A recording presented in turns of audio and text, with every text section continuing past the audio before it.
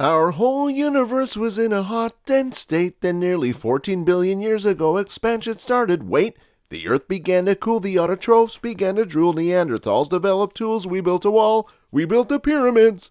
Math, science, history, unraveling the mysteries that all started with the Big Bang. This sounds familiar, right?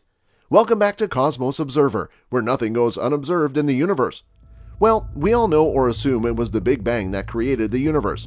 But something we always assumed was that the universe was infinite. But to those what-ifs, we have always been curious about the start. But in this new walk, we come across the question of what if it's not expanding? If something is born, it dies too, so how much time are we left with? All this has created a controversy, and many thoughts have surfaced. Some think the universe will keep expanding until it tears itself into shreds, or that all the stars will eventually die out, causing the universe to freeze as there will be no heat. But some believe that the universe will stop expanding and then begin collapsing back into itself until everything crushes back into a singularity, back to basics? Scientists are saying this may happen sooner than we think. Let's talk about some facts and find the truth in this. In the 1990s, scientists found that the expansion of the universe is speeding up and the space between galaxies is widening. This has created an enigmatic problem, as none of the four major forces, gravity, electromagnetism, or the weak and strong forces, can explain the cosmic acceleration. Scientists now believe that the planets are moving further away from each other due to this mystical force.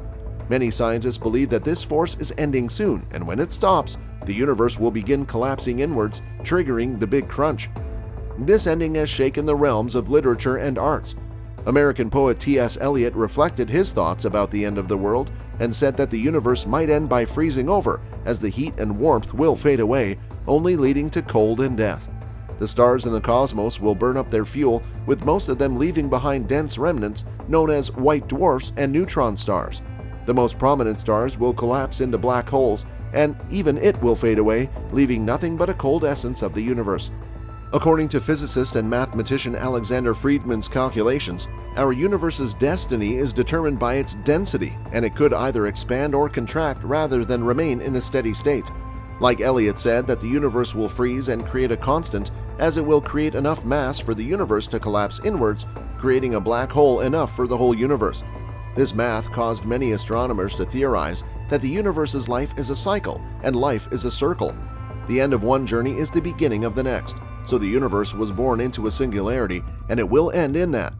It's the way of life many Buddhist teachings have talked about, the circle of life. It comes to an end, and we have to accept that. Physicist John Wheeler, who also coined the term black hole.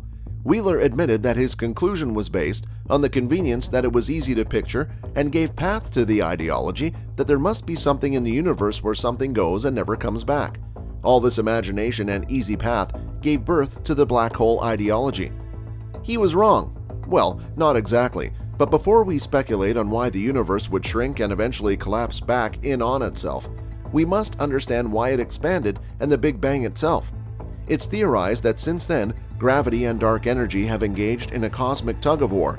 Gravity plus galaxies closer together, and the dark energy pushes them apart.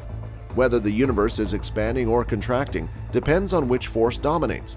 After the universe went through early inflation, gravity or dark energy began to cool down, and protons and electrons combined to form neutral hydrogen atoms. Thanks to this, the light was able to stream out into the universe to form what we recognize today as the cosmic microwave. In these early stages of the universe, gravity was the major force that influenced the structure of the universe. Gravity pulled the brakes on expansion, slowing it down and making it possible for matter to join. Sometime down the line, stars began to form. Over the next several billion years, larger structures such as galaxies and their clusters began to take shape. The universe was starting to look a lot like it does today, while these cosmic objects formed the space between galaxies. It continued to expand, but never slowed down thanks to gravitational attraction, but somewhere between 3 and 7 billion years after the Big Bang, something happened. Instead of the expansion, it was slowing down. The dark energy started to have a more significant influence than gravity. The expansion has been accelerating ever since. Though dark energy makes up approximately 70% of the total mass and energy of the universe, its properties remain a total mystery. A popular theory introduced by Albert Einstein is that dark energy is a cosmological constant, an unchanging form of energy that's woven into the fabric of space-time. Suppose that's the case and the force exerted by dark energy can never change. In that case, the universe should continue expanding and accelerating forever, or at least until it becomes so stretched and thin that it will tear itself into pieces. A competing theory suggests that dark energy doesn't need to be constant to fit with observations of past cosmic expansion. This is based on an idea introduced in 1998. This theory proposes that dark energy may rather be something called quintessence, a dynamic field that changes over time. What does that mean? Well, quintessence can be either repulsive or attractive, unlike a cosmological constant, which only works one way, depending on the ratio of its kinetic and potential energy. Dark energy can switch its tide from being a repulsive force to an attractive one. If that happened, gravity and dark energy wouldn't be at odds with each other, but would work together to begin the contraction of the universe. When that happens, gravity, the immense force of attraction, dominates the universe, beginning at the end of days. The only question now is, when would that happen? Paul Steinhardt, director of the Princeton Center for Theoretical Science at Princeton University in New Jersey, and his team of researchers have predicted how the properties of quintessence could change over the next several billion years, based on their physical model, quintessence. They came to the conclusion that dark energy in their model could decay with time. According to the team's model, the repellent force of dark energy could emit a rapid decline that potentially began billions of years ago. If that's true, the anti-gravitational property of dark energy will eventually dissipate over time, and the acceleration of the universe's expansion will slow down. What if it is already slowing down, and if that's the case, within just 65 million years, it could stop? Together, but as dark energy isn't a constant, it won't just stop, but perhaps would switch and become attractive, pulling the entire universe inwards. After a massive 14 billion years of expansion, space itself will begin contracting, and the initial phase of shrinking would become gradual. The people will not even notice that some kind of shrinkage is happening, but after a few billion years, the contraction would reduce the size of the current universe by a lot.